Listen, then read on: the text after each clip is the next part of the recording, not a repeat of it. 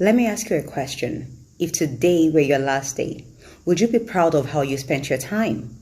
There was a stretch in my life when my phone was eerily quiet. No long voice notes unpacking someone's latest crisis. No "what are you up to" text. At first, I told myself it was temporary. Everyone was busy doing life. But as the quiet stretched on, I had to admit something uncomfortable. I was alone in a way I hadn't been since I was a kid. And in that aloneness, something unexpected happened. I had to meet myself directly. It wasn't immediately empowering, it was confronting. But over time, it built something in me that no group chat ever had. You see, we're conditioned to see the absence of people in our lives as a deficiency, a red flag, a personal failure. Please don't get me wrong. Isolation can sometimes signal something deeper. But solitude, which is distinct from the loneliness of isolation, is a state of being alone, often by choice. Provides a peaceful and constructive opportunity for self-reflection, mental rejuvenation, and creativity. It can quietly build master-level independence. Think about it. The average human life, for argument's sake, is 90 to 100 years. It's about 38,000 to 39,000 days. So let's break it down. About 30 years of that spent sleeping, 20 years working, 10 years watching TV and scrolling through social media, 10 years wasted on activities that add no value. And for many, only a few years, if any, is truly spent on pursuing your purpose. So ask yourself, how much of your time is truly invested in what matters? How much of it is spent chasing your goals, fulfilling your purpose, and walking in alignment with God's plan for your life? If you keep going at the same pace you are now, where will your life be 5 years from now? Because life doesn't wait. Time is passing, whether you use it wisely or you waste it. Distractions are one of the greatest weapons that can steal your destiny, and they are often subtle, not always the obvious. Sometimes it's harmless entertainment, toxic relationships, endless procrastinations, or fear disguised as comfort.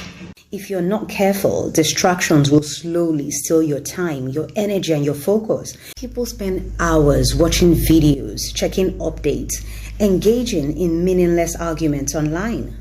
Yet, they claim they do not have time to pray, to read, to work on their dreams. Don't get me wrong, there's nothing wrong with social media when used wisely.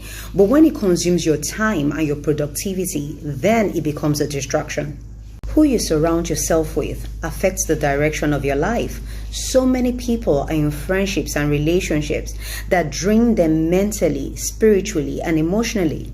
Instead of positivity, these relationships push them into negativity, gossip, and wasted time. Lot's wife in the book of Genesis had the opportunity to leave behind destruction and step into a new life, but she was too attached to her past. She looked back and lost everything. Many people suddenly wake up and realize they've wasted years, but by then time is gone, and time lost can never be regained. I've been trying to get into writing since forever. I can categorically tell you that I write better than I speak, but I keep telling myself I'll start tomorrow. Then tomorrow turns into a year. That was almost 10 years ago.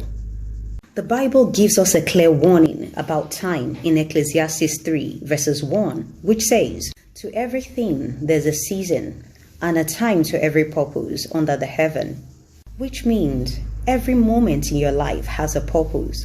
If you're wasting time, you're wasting your purpose. Have you ever wondered why it seems so hard to focus on your goals? Why it seems as though every time you try to move forward, something pulls you back? That is because success requires planning and discipline.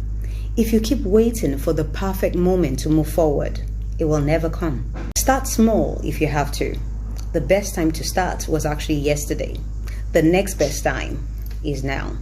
Because if you let it, distractions will waste your life, but purpose will give your life meaning.